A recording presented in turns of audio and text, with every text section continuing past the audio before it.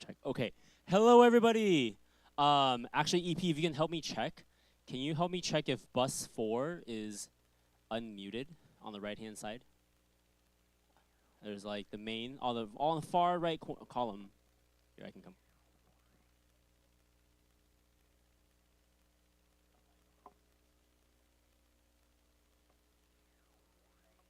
All right. Hello, friends. Can we have everyone please scoot into the middle two sections? Yeah, please scoot into the two middle sections. Two middle sections. I say that for our speaker so that he doesn't have to look across the entire room. I know there are so many things happening during August, and that things can start to get lost in kind of the busyness of things. But we really wanted to make sure we started this off so that we can have a full year to discuss this really big topic we're going to talk about this year. We will also have one in September, and then it's every other month. So now, September, November, January, March, and May. And the dates, we try to make it so we don't hit any big events. Last year we had one of these events right around sunlight and like Christmassy time, and it was really hectic. So we want to make sure we do this in a way that allows for all of you to be here, that allows for all of us to have this conversation. But friends, the Hope Church Youth Ministry, our mission is to empower the next generation to follow Jesus. Our mission is to help them find a space where they can explore their faith themselves. In fact, this morning, I don't know if you know, we had our very first youth service this morning. It was so much fun. I think we had like 20 students in there. We had our students running production checklists. We had our students running the AV, the slides, the transitions, the sounds, the welcome team, everything. It's all student run. So our hope is to equip them for these skills so that they can learn about following Jesus through serving. So it's just another avenue of that. You'll hear me talk a little bit more about the other things we're doing. This year, we're talking about this very specific book. This book is Boundaries with Kids. It comes from Dr. Henry Cloud and Dr. John Townsend. It comes through their framework of boundaries. That's the main book. And then it has all these different offshoots: boundaries with kids, boundaries with teens, boundaries for leaders, all those different things. We're going to talk about boundaries with kids, with some ideas of boundaries with teens, but we're also going to bring relevant research to show you what all of these things are. But before we jump right into that, every session we have a parent who is willing to share about their successes, about their failures, about the things that they're going through. In fact, this year we have quite a few parents lined up already. We have, and so you get to hear about all of this, all of our parents who are sharing. And as always, my encouragement to you all is it takes a lot to stand up here and talk about your family. It takes a lot to stand up here for the parents to say, I don't know what I'm doing. And the hope is that we can hold space for that person because they're likely sharing the thoughts that you have at home. But we can then talk about it. Then I'll go through a section about the boundaries, setting up the book as we talk about the next 5 sessions. And then lastly, we'll go into prayer because none of this matters as much as us just bringing our kids before God. Okay. So with that, our first share testimony for this particular school year is Elder Patrick. If we can make a round of applause for Elder Patrick to share with us. Thank you. I don't like this kind of sharing because I'm not very vulnerable in some ways. But anyways, my Janet and I, our first experience with boundaries is the actual book named Boundaries, and I think the reason why we read it at the beginning was because we just got married, and I'm a mama's boy. And so I listen to my mom, whatever she says goes, and so Janet says, no, we need to have some boundaries. And so we learned a lot from the book, and then eventually when we had children, we of course read the Boundary with Kids, and it's a little different book cover than the one you saw because this one is very, very old. Okay, should be in a museum. But we're still learning. I think that the whole idea sometimes of having an older person share is because they've been through a little bit more. But I'm still learning, even now. In fact, my oldest daughter Tiffany is like, mom and dad, we have boundaries, and she's married now, so she has her own little boundaries. And so I wanted to start us off with a video, okay? And so hopefully it plays, and I don't know about the sound, so you might have to check the sound, okay? And you just need to play the first minute and a half, okay?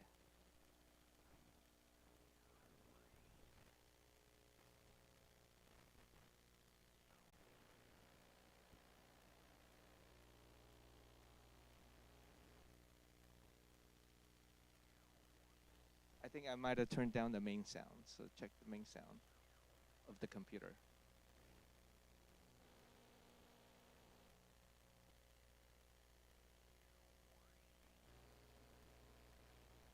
Okay, so let me just describe this.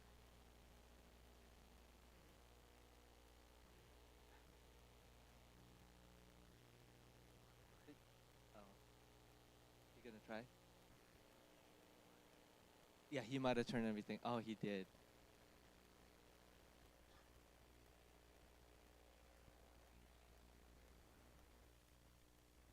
It, it's okay.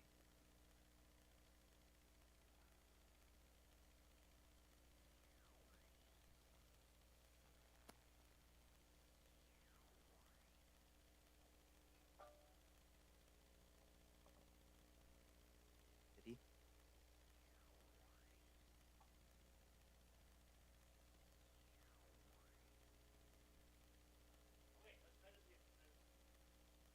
I could have described it. Leoma? The main computer sound might be down. Oh, Yoma? Okay. Because I remember adjusting. Okay, let's just play it. It's okay.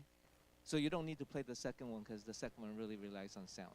Um, so, of course, he's a dog owner. He has two dogs. And then he's going to put food right on the table. And then he's going to tell them, leave it, okay? Or don't eat anything from that. And then he's going to leave the room.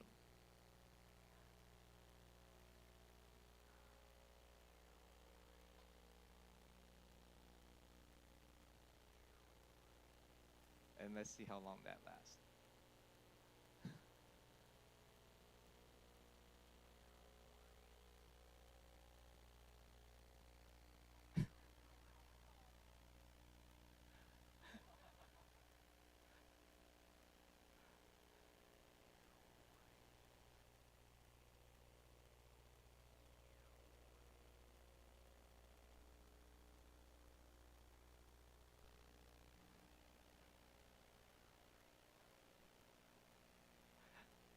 Okay, I think it's good now. Yeah.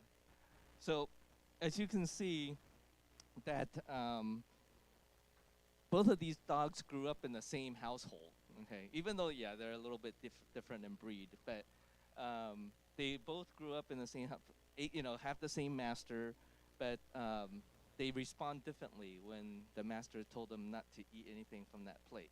One of them, we didn't get to finish the video, but the first one, as soon as he left, he already, eating the stuff from the plate.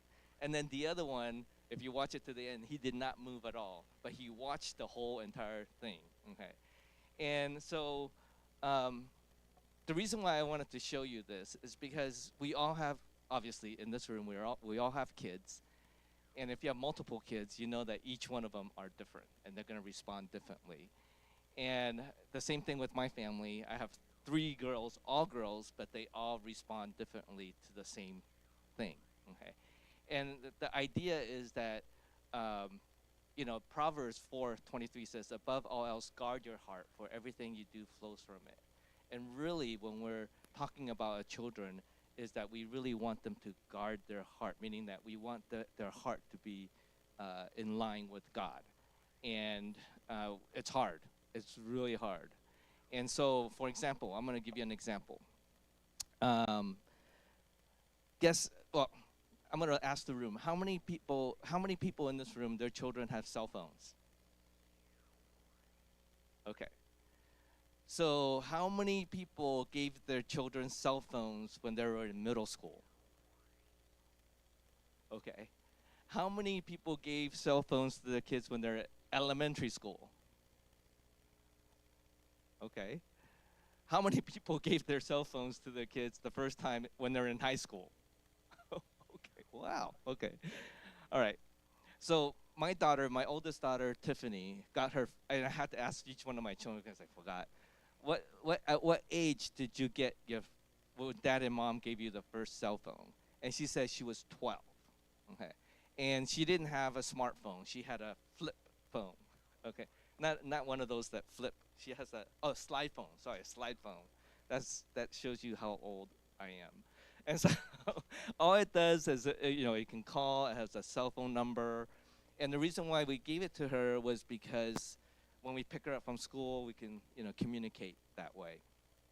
And then, guess how old my second daughter got her cell phone? No, she was 11. It was close. She was 11. So it got younger, right? And then my Abigail got her cell phone when she was 10. And it was a smartphone. Can you imagine that? Now it's, technology has changed quite a bit. And so when we gave them the cell phone, we gave them some specific instructions because cell phones are not cheap. Okay, so you don't want them to lose it, for one.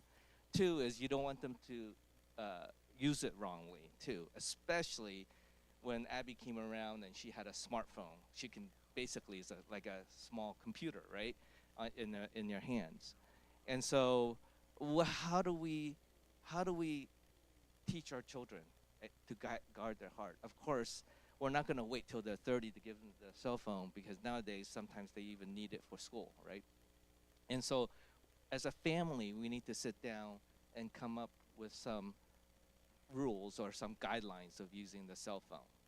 And so one of the things that we did was we had them come up with the guidelines so they can see it from the perspective of the parent. And that was difficult in itself because you're reading it and you're like, I don't know, is this really like, you sure about this, And so I think the idea is that we can teach them all they want. We can put a number of those things that we used to do, put blockers on and parental controls, and you can go on your I have Verizon. You can go on Verizon and do like parenting and like, explicit stuff, turn it off. You can do all kinds of stuff, right? But in reality, what are they going to do? They're going to go to school. They're going to see their friend's cell phone. Even though yours is blocked, theirs might not be blocked, right? And so, kids nowadays, they can find out ways to get around the system. They'll find a way, okay? So really, how do you teach them? So you really have to teach their heart individually, and they have to guard their own heart to be able to recognize what is right and what is wrong. And so that was a hard thing for us to do. And not that my girls probably went around, looked at TikTok and, nowadays, all those different things. But we really need to teach them from when they're younger now, even younger. So like from 12 to 11 to now 10 years old. I don't know how old kids are getting their cell phone now. I mean, we can control it, but same thing. They're just going to go to their friend's house and play video games or, go get on somebody else's phone. So we need to teach them to guard their heart. That was a video. So behavior is on the surface, but their heart is the one that's underneath it. And that's the part that we want to kind of watch out for. I think the second thing that I wanted to share was when they get older, our culture a little bit differently. So, example, when they go to middle school, what do they have? Middle school dances, right? When they go to high school, what do they have? They have dances, they have junior prom, they have senior prom, they have all these different things. And then when they go off to college, they might not tell you, but they're going to go to a rave or they're going to do something, right, that you never see the picture of because they already blocked you from their, Instagram or something like that. But the thing is that, you know, our kids, my kids, actually come home and tell me or tell Janet stuff that I think some parents don't know. And so we'll ask them like, how was that? You know, how was the rave, or how was the party, or how was this? And they openly share with us. And that's because I think we need to cultivate that communication that you have with your children, that they're able to open up and share with you no matter what kind of stuff is going through their hearts. And that's the other thing that I kind of want to bring up is it gets harder and harder because they get older and older, and sometimes they don't share with you. So I made a joke yesterday, you know, like we're at the, you know, my kids, now my youngest one is 21 years old, you know, and so she's able to drink, you know, and she had a little powwow and party with some of your kids in this room, but they came over and they were all drinking and under my roof, and it's so weird, you know, when that happens. And then they were going around and talking about it, and then they're like, "Oh yeah, they have these fake IDs, you know." Yeah, yes, I'm sure your children have fake IDs. They just, she goes, "Dad, now that I'm 21, my driver's license is actually legit." And I don't need this other card anymore. So she goes, yeah, this is no longer valid, you know, her fake ID, you know. And then she goes, "But now my real ID is the real thing." And so really, I think sometimes when we don't know. I didn't, well, I kind of knew she had a fake ID because and I just let that go because I know she's responsible enough not to abuse it and to use it. But most people in college nowadays probably have some kind of fake something, you know. But that's the kind of open communication that I have with my children. And it's a blessing to have that, as well as sometimes we do worry too, you know. Um, at least my kids will share their location with us. I don't know how many of your children do that, so that actually we told them, Dad and Mom is not going to get on your case for where you're at, but it's more for safety. And so if something happens, then we're able to go and find you.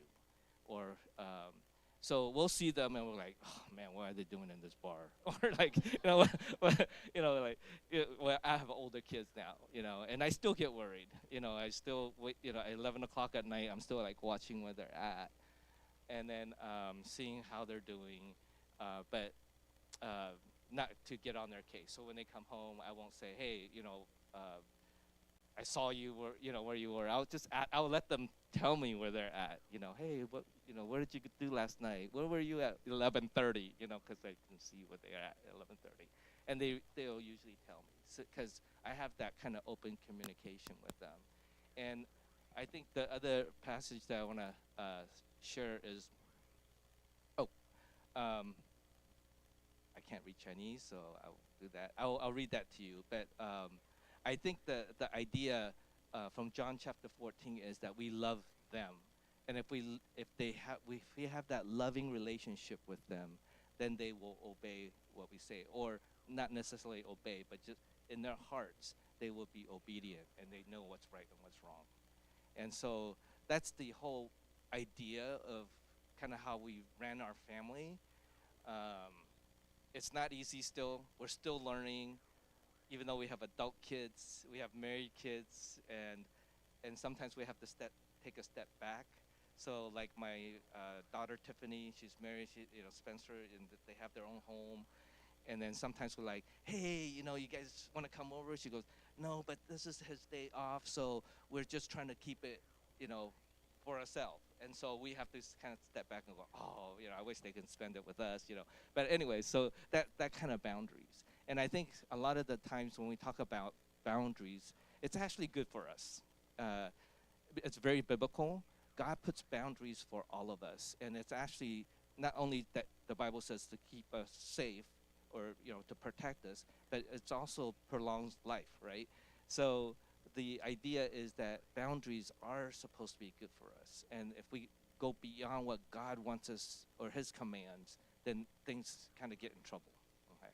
And so it could be for marriage, it could be for work, it could be, relationship with other people. But I think when we get out of that boundary, then that's not what God intended for us. And that our society nowadays tend to do that, and the boundaries becomes blurry. That boundary becomes blurry, so right becomes wrong, wrong becomes right. And so I think we kind of need to kind of keep that mindset.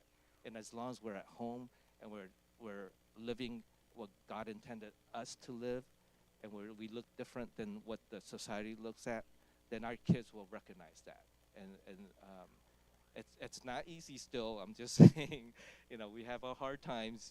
Just the cell phone thing, and even like, dating thing, all the different things that happen in our family. There's still challenges, and so this morning I opened up my phone, and one of my cousins shared this, and it's in Chinese, but I'm gonna try to. I had Google translate for me, because I can't read in Chinese. So I'm gonna show you the Chinese part, and then you guys can kind of look at that.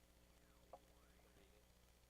So Google Translate says it like this. She goes, and this is a mom and dad, and they have a younger daughter, just as one daughter, and she's very young. And last time I met her when I went in Taiwan, she's very cute, and then she's starting to have a little bit of her own ideas. And the mom wrote this: on this journey, I clearly feel that my 4-year-old little trout, it says trout, has grown up. It says, she starts to argue and give reasons, and sometimes even shows violent or uncontrollable behavior. At first, when facing these situations, I easily lose my composure and try to stop her immediately using the methods I used to use in the past. But I also gradually realize that she is no longer the child who only accepts his mother's arrangements. She has started to understand how to observe and think, and even knows how to break through her mother's tricks. My child has grown up and become smarter. This is a good thing. However, as the child grows, parents cannot stay in the same place. I need to learn to communicate with her using more wisdom. Rather than relying solely on commands, suppression, or fear to get compliance. I hope that between us, it's not just about mother giving orders, but also the child obeying out of fear, or not fear. It's about slowly building a connection between the hearts, making her feel understood, and also becoming a more mature and wiser mother. The path to becoming a mother must be also constantly evolving. Just like transforming from a frog seed to a flower, in every conflict, patience and time to choose love again, slowly growing new strength. So I don't know what the last translation is, but we have to evolve with our children. And so sometimes it means that we have to be a little bit one step ahead of them sometimes. And it's not easy. So that's why we have these sessions, right? So you could ask people that have gone a little bit ahead, and hopefully the wisdom and the experience can help you maneuver that. And every child's different, every family's different, so no situations are alike. And so with that, I want to kind of give it back to Joe. There's a 15-minute limit now.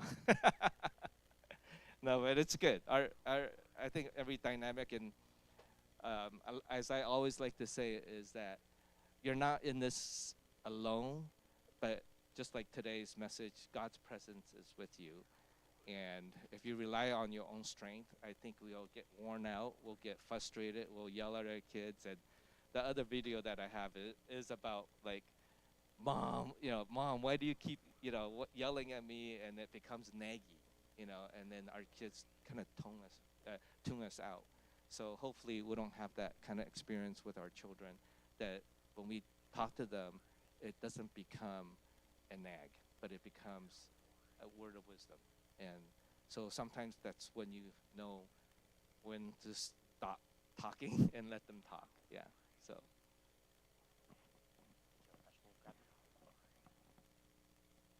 Everyone, please, Elder Patrick, so good. Thank you. Way to start us off, and I just appreciate Elder Patrick and all the wisdom that he brings. The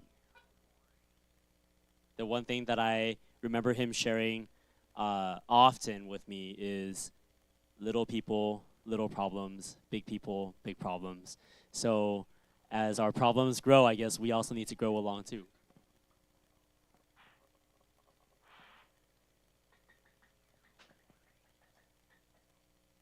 I think somebody has a mic. Okay.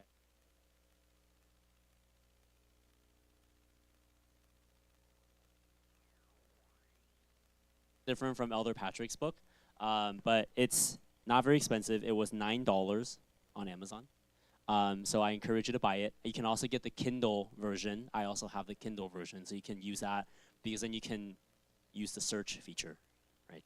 But last year, we spent 6 sessions talking about the formation of our children, right? Toward the end of the book, we came away with the conclusion that we are all being formed by God or by the world, meaning our kids are also being formed by God or by the world. If we aren't actively helping the formation of our kids, something else already is. So that was the takeaway from last year. And this has always been the case. If you think about Adam and Eve and think about the Israelites and their struggles, our parents, their challenges, our own challenges, even more in the modern era, this year we continue this conversation that if we are not mindful about what is forming us and our kids, something already is and something will. So with that, perhaps more crucially, is we discuss how do we help our children develop how they are formed or the values or the principles they hold on to through a biblical lens. Elder Patrick earlier shared about kind of his journey to learning about boundaries and his journey of learning what boundaries are like when your kids are little or versus when your kids are grown. So today we get to do a little bit of an inventory. So if in front of you, you have a piece of paper. There are some questions on there that I invite you all to take some time to fill out. And you can spend maybe a minute or two. You can, if you want to, talk with your spouse, or you can do it for yourself. But see if you can be honest with yourself when answering these questions.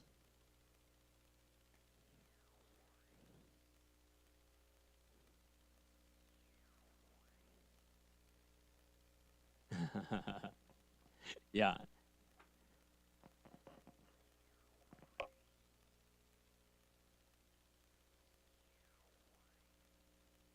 And I would encourage you to do part 1 and part 2.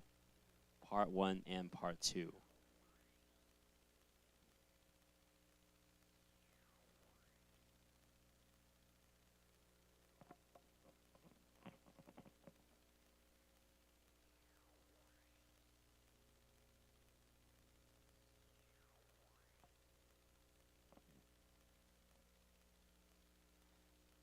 So we often think about boundaries because we want our kids to change. We think about the boundaries that we have to set up for our kids.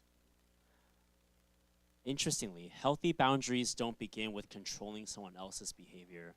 Healthy boundaries begin with understanding the things that we are responsible for and the things that we are only responsible for. So friends, this whole year, we're going to sit on this one take-home truth or this one topic. And if you want to write this down, there's part 3. You can write something down, my takeaway from today. And the takeaway from today is this: healthy boundaries don't control our kids. Healthy boundaries help our kids to develop self-control. Healthy boundaries don't control our kids. They help our kids to develop self-control. We are called to be ambassadors of God for our children, entrusted with authority and responsibility, but we are led daily by His grace. And so, interestingly, to take on the role of an ambassador for God, there are some things we might want to think differently about how we approach meeting our kids. So, as an example, we may have to start here, recognizing we are really good about stopping behavior. We want to control our kids. We are good about warnings and nagging them. And sometimes, too, to be honest, we rescue them from discomfort that they may have to feel themselves. But really, we want external compliance. External as in our behaviors. We want their behaviors to be compliant with the law that we lay down in the family. But if we are to be ambassadors for God, maybe our perspective has to shift and has to move to this direction. Thinking about how do we form the future adult? It's no longer about the 8-year-old or the 6-year-old. It's now about what is this child going to look like when they're 25. It is about controlling our own limits. I love what Elder Patrick brought up earlier, saying, now Tiffany is saying, hey, we have some boundaries between us and you, Dad, right? But it's about, as a parent, where are our boundaries? Giving them the autonomy to start to make these choices, but also allowing consequences to occur. And interestingly, we'll talk about this because there's a principle that we'll talk about next session about the laws of consequence, or the effect, cause and effect. It's oftentimes, it feels like our consequences has to be us adding an additional consequence onto the consequence they've already received. But potentially, them missing out on something, or missing out on the opportunity to compete or to try something, that in itself is already enough. But no, I need to make them feel it, though, is sometimes our mindset. So how do we allow consequences to be formative? And then lastly, this is perhaps the most important, is internal responsibility. How do we allow our kids to slowly go from an external compliant person to something that they can start to regulate internally? So let me share with you why we come to this, okay? So back in the early 2000s, there was this idea that it's been circling the psychology field for a long time. It's a self-determination theory. And it's the idea that all human beings have the fundamental need to feel related, competent, and autonomous in order to develop and function optimally. The idea is that a person will move from being externally regulated towards internal regulation and eventually intrinsic regulation, right? Oftentimes we'll see people where they're non-motivated and that it's just they don't really care about what's happening. And then there are the people who you regulate them externally with rules and regulations and things along those lines. But at some point, you ideally would like for people to move towards integrated regulation and then finally intrinsic motivation. So maybe some of you in the work field will hear this word often. This employee is very intrinsically motivated. That's where this comes from, versus being extrinsically motivated, like I have to give you more money to do things, versus you already do this yourself. In fact, if you apply this, so certain psychology research will apply this to parenting and think about, well, how do we help our kids to move from this end over towards that end? Which values do we want them to start to internalize, and which principles do we want them to take hold of? And if we look at it from a Christian biblical perspective, it's, well, if we're thinking, if God is the ultimate authority and we are simply the ambassadors, are we helping our kids to internalize what I consider to be a priority, or what God wants to be their convictions? So a person can learn to manage their behaviors once they've internalized clear values and principles. The question just becomes, which values and which principles?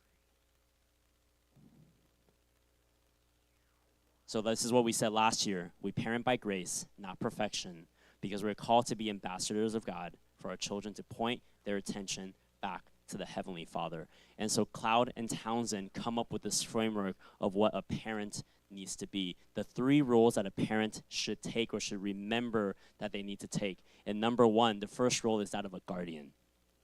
A guardian is legally responsible for a child, and in that capacity protects and preserves the child, right?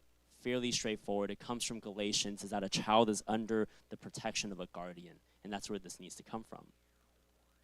The second role is that we are the role of a manager, right? We're managing their time, managing their things. A manager provides this discipline by controlling resources, teaching, enforcing consequences, correcting, chastising, maintaining order, and building skills, which leads us back to a lot of our scaffolding parenting that we talked about last year. And lastly, a parent is to be a source. Parents are the source of all good things for a child. They are the bridge to the outside world of resources that sustain life. In the Bible, it says, if an earthly father is willing to give good things to their child, how much more is the Heavenly Father willing to give to us? But if you look at this framework, you start to see, actually, it's kind of interesting, because as a source of good things, I can also just give all the good things. I can just give all the good things, requiring nothing of this particular child. And so all of a sudden, you start to realize, wait, if we give too much, what are we fostering? But if we withhold too much, now they have no resources to succeed. If we manage too much, they manage none on their own. But if we don't manage, they haven't developed that skill. If we today are their guardians and we're overprotective, they don't know how to fend for themselves. But if they're underprotected, gosh, the world is a scary place. And so that is why we come to this conclusion that we need clear boundaries for our kids. We need clear boundaries for us. We need clear boundaries for our interactions so that we know how much of each role to take, what hats do we put on, and how much do we give little bits at a time. So friends, healthy boundaries don't control our kids. They help our kids develop self-control. So we have to come back and define what is a boundary. So according to Cloud and Townsend, this is how they define boundary. A boundary defines where one person ends and someone else begins. I have littler kids, so I'm learning from all of you. But my littler kids, I'm helping them to learn where does their fist end and somebody else's face begins. Right? Or where does one thing end where you can't take this person's table or stuff on their table, and where does the other one begin? It's funny, my kids, they share a giant desk, right? And so they share this giant desk, and the both of them sit side by side, and you just see them like pushing the person's stuff ever so slightly over that way, ever so slightly, and they draw this line like, you cannot pass this line. But a boundary defines where a person starts and where a person ends. A boundary answers, what am I responsible for and what are they responsible for? For us as parents, what am I responsible for and what are my kids responsible for? Maturing is developing a sense of self, where we start, where we end, taking responsibility for that in our own lives. So this year, for the next 5 sessions, these are the principles of boundaries that we will discuss. These 10 things. We'll talk about the law of sowing and reaping, the law of responsibility, the law of power, the law of respect, motivation, evaluation, law of proactivity, envy, activity, and the law of exposure. The idea is these are the principles that Cloud and Townsend have distilled down from their research on boundaries to talk about for kids, and how do we manage that in the area of parenting. So the whole process is, the goal isn't to eliminate any of the parental authority. In fact, it's to help you steward it well, so that our students can develop ownership rather than simply compliance. And then eventually, we can start to realize, for them, they can ask the question, who am I before God, and what would faithfulness look like there? Because we parent by grace, not perfection. God didn't design parenting to show off how good we are.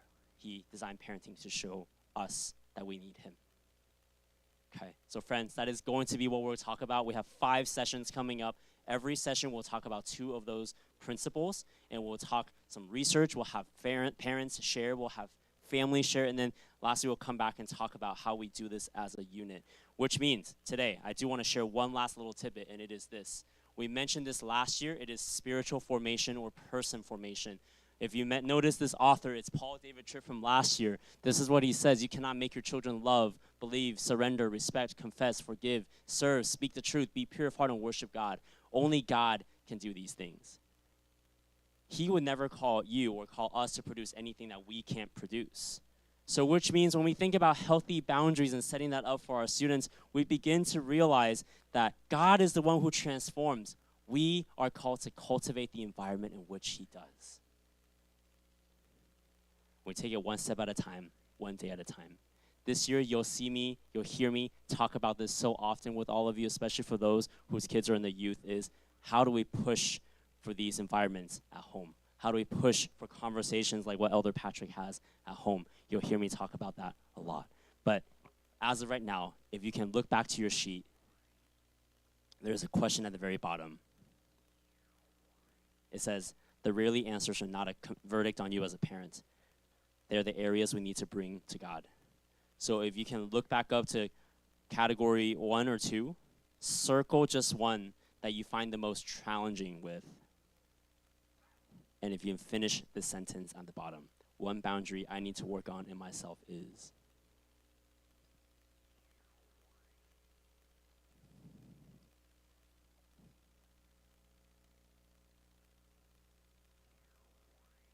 Because to develop a child of good character, we have to be parents of good character. To develop boundaries in our children, we have to have our own boundaries. So friends, with that, with the last thing you just wrote down, we're going to head into a time of discussion and prayer where we come together and pray for one another. This may involve a little bit of vulnerability, sharing some challenges, but what we're going to do is split off into groups of 3 or 4. Once again, I encourage you, don't sit with your spouse. I mean, if you want to, please do, but this way you get to hear more from other families.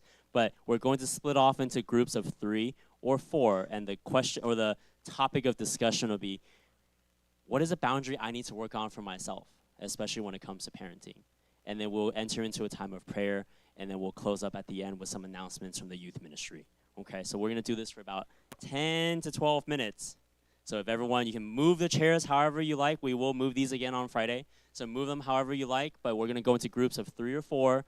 You can enter into a space where the question you'll answer is, what is the one boundary I need to work on for myself, and see if we can start to talk about it, pray about it together as a family. So please move around, situate yourself, and meet with some new friends.